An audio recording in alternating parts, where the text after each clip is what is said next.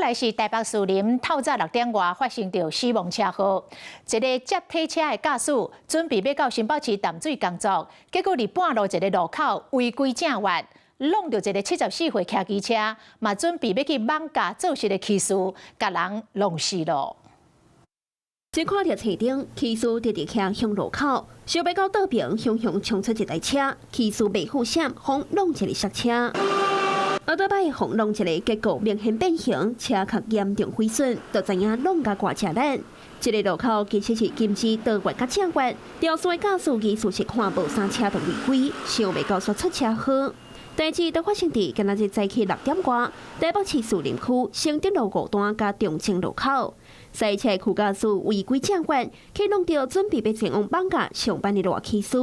這一個弄騎士技術是頭殼內底出血，送病院了後又挽救無轉來。每人都會有，當然就是說他跑錯了，有些善良的駕駛，你跟他講，他還可以道歉，但是有些就不會理你。沒少駕駛貪着方便，攏無咧看交通號誌對直接越。